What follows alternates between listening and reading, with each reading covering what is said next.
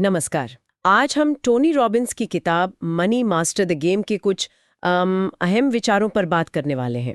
The trade says podcast में भी इसका जिक्र है। देखेंगे कि रे डालियो और वॉरेन बफे जैसे जो बड़े निवेशक हैं वो लंबे समय में दौलत कैसे बनाते हैं। कोशिश यही है कि इन स्रोतों से धन बनाने की जो सबसे कारगर रणनीतियां हैं उन्हें समझें। बिल्कुल, और ये बहुत जरूरी विषय है आजकल। तो कहाँ से शुरू करें? देखिए, सबसे पहला और शायद सबसे बड़ा कदम है अपनी सोच बदलना। मतलब सिर्फ खर्च करने वाले से एक निवेशक बनने तक का सफर। हाँ, ये मानसिकता बदलना ही कह सकते हैं नींव है। रॉबिन्स कहते हैं कि छोटी शुरुआत भी मायने रखती है, क्योंकि लगातार थोड़ा थोड़ा निवेश वो वक्त के साथ बड़ी दौलत बन सकता है। सही बात है।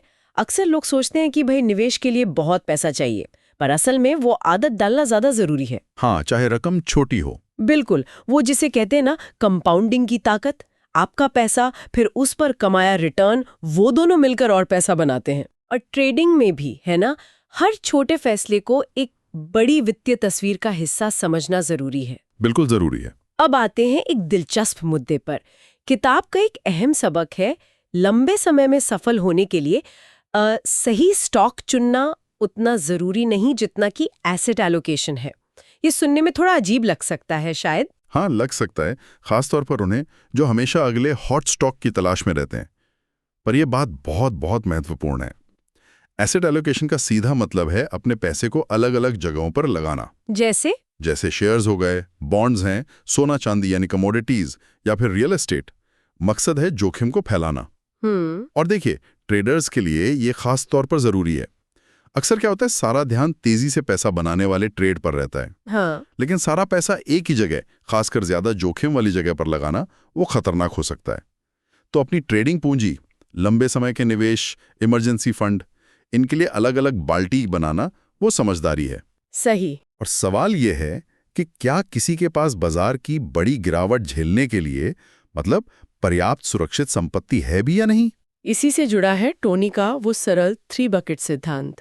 पहली, सुरक्षा बकेट। जी। इसमें कम जोखिम वाले निवेश जो आपकी मूल पूंजी को बचाएं, जैसे बॉन्ड। अच्छे बॉन्ड। दूसरी, ग्रोथ बकेट। इसमें वो निवेश जिनसे ठीक ठाक मध्यम से अच्छी कमाई की उम्मीद हो, जैसे इंडेक्स फंड। हाँ, इंडेक्स फंड आजकल काफी पॉपुलर हैं, कम खर्चीले भी होते हैं अक्सर। बिल्कुल। और तीसरी है ड्रीम बकेट। यह है ज्यादा जोखिम और ज्यादा मुनाफे वाले कामों के लिए। हाँ, जैसे कोई नया बिजनेस शुरू करना या फिर स्पेक्युलेटिव ट्रेड। पर दिलचस्प बात यह है, जैसा आप कह रहे थे, कि कई व्यापारी लगभग अपना सारा ध्यान और पैसा इसी ड्रीम बकेट पर लगा देते हैं। बिल्कुल, वो तेज मुनाफे के पीछे भागते हैं। लेकिन रॉबिन्स डेलियो जैसे निवेशक बताते हैं कि असली टिकाऊ दौलत तब बनती है जब सुरक्षा और ग्रोथ बकेट वो संतुलित हों और उनमें लगातार अनुशासन से निवेश किया जाए। अच्छा, एसेट एलोकेशन तो ठीक है, पर एक और चीज है जो चुपके से हमारी कमाई खा जाती है, वो है फीस। अरे हाँ, ये तो बहुत बड़ा मुद्दा है। म्यूचुअल फंड के खर्चे, ब्रोकर के कमीशन, पता भी नहीं चलता। बिल्कुल।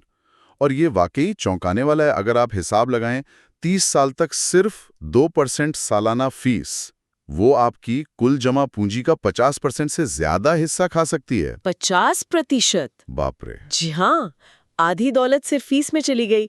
इसीलिए रॉबिन्स कम लागत वाले इंडेक्स फंड और पारदर्शिता पर इतना जोर देते हैं। हाँ, और जो लोग एक्टिव ट्रेडिंग करते हैं उनके लिए सही ब्रोकर चुनना जिसके लेन देन शुल्क कम हो, वो बहुत जरूरी है। तो कम फीस, सही एलोकेशन, ये सब जरूरी है। पर रॉबिन्स ने ये भी पाया कि रे डालियो या पॉल ट्यूडर जोन्स जैसे जो अरबपति हैं, उनको जो चीज सच में अलग करती है वो उनकी मानसिकता है। बिल्कुल सही कहा। सिर्फ रणनीति काफी नहीं है। जैसे डेलियो की बात करें तो वो कट्टर पारदर्शिता पर जोर देते हैं। मतलब अपनी गलतियों और विचारों को सबके सामने रखकर उनसे सीखना, ताकि वो गलतियां दोहराई ना जाएं।